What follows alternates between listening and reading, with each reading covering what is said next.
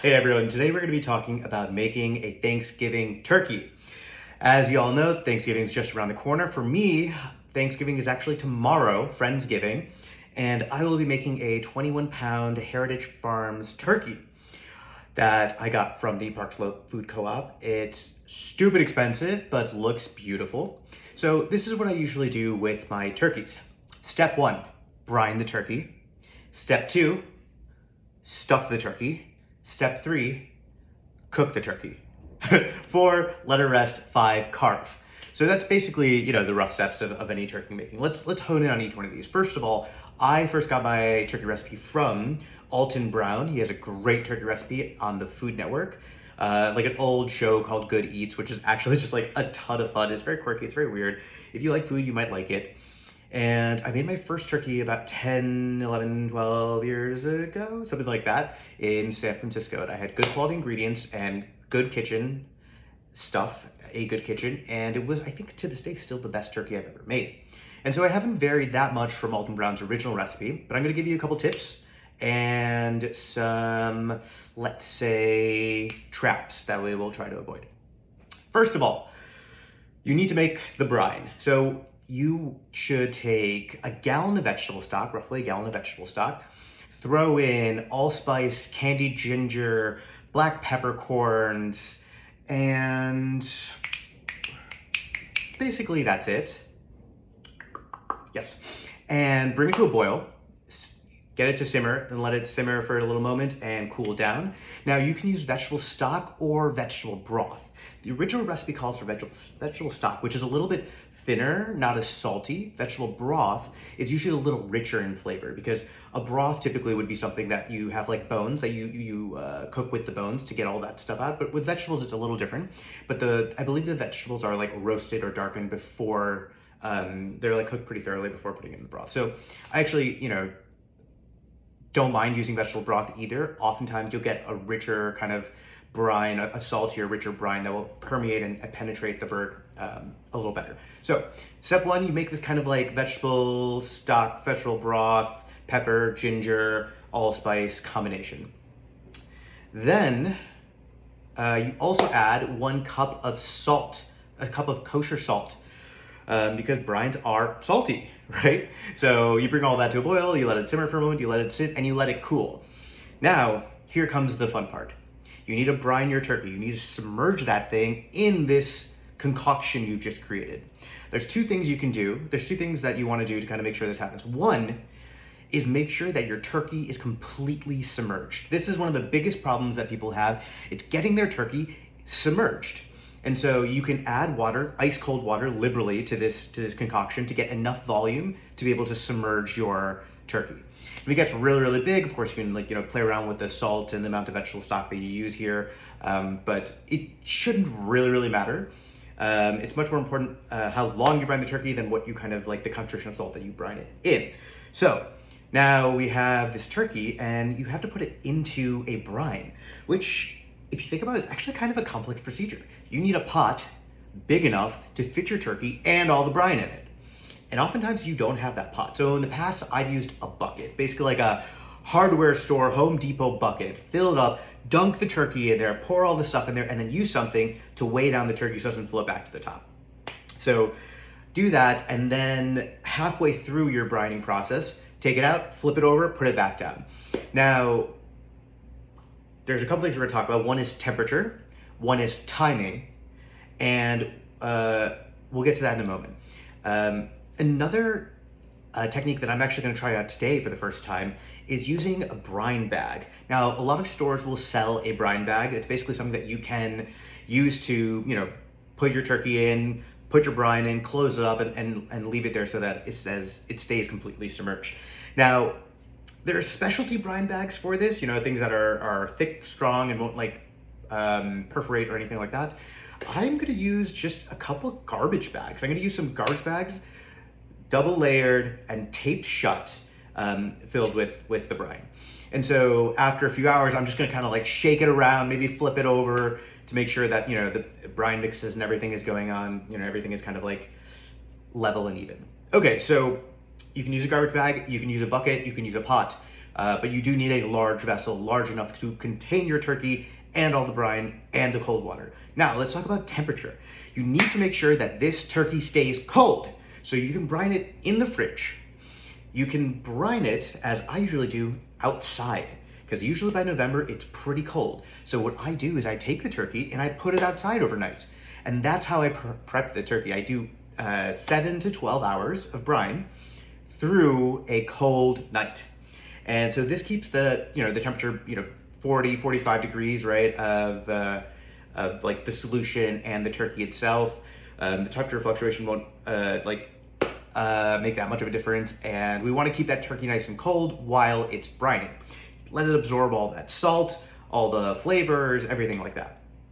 Great, so that is brining. We have temperature, we have vessel, and time. I usually do 7 to 12 hours, but you can go as short as, 5 or 6 hours and as much as like 18 hours. I've seen people talk about doing an 18-hour brine, and that's fine.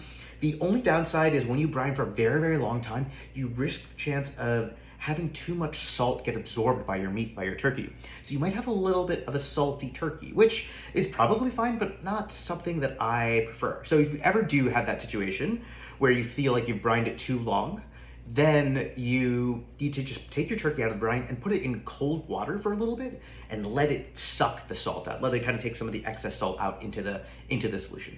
Now, how do you tell that the turkey is, over brined or over salted?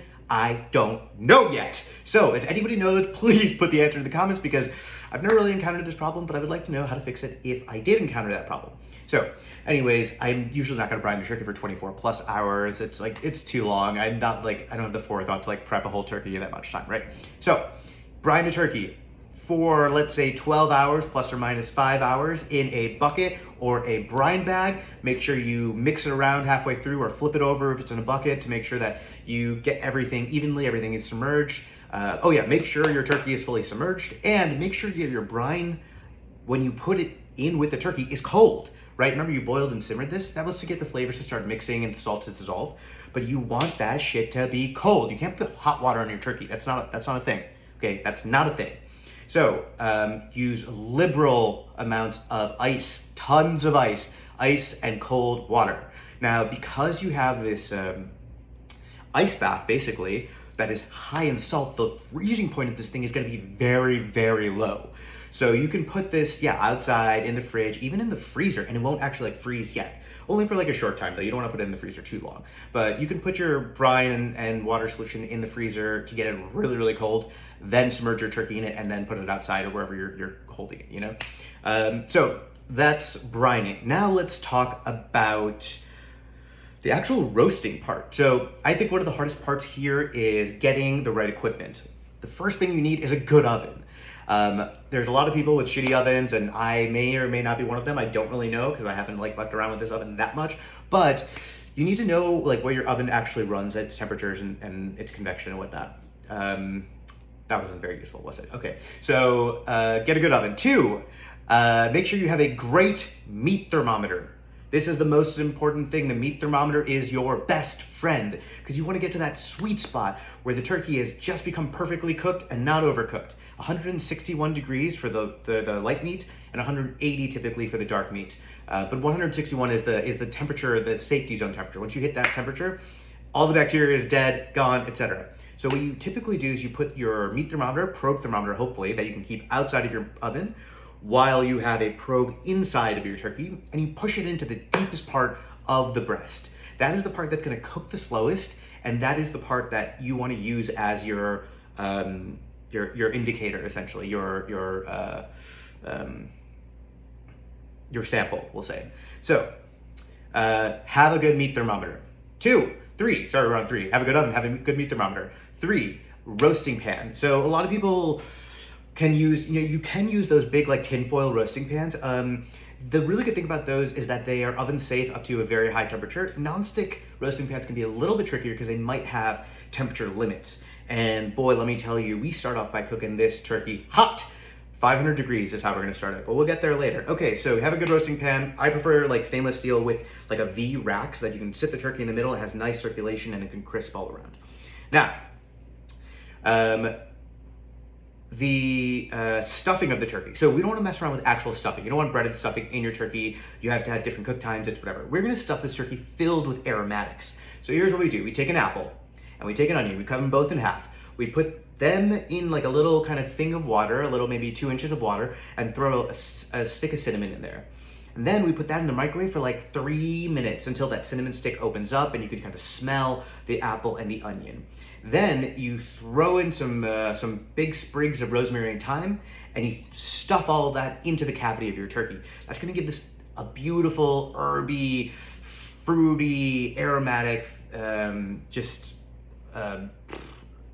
vibe. It's delicious, absolutely delicious. So you got your turkey, you took it out of the brine, you patted it down dry. Remember to pat it down dry. Man, I'm getting this all out of order. I don't know why anyone would watch this. So you pat your turkey down dry, and then you take your aromatics that you warmed up in the microwave. You know, they get hot, but like you kind of like open them up. You shove them into your turkey. Thyme, rosemary, apples, onion, cinnamon stick. Okay?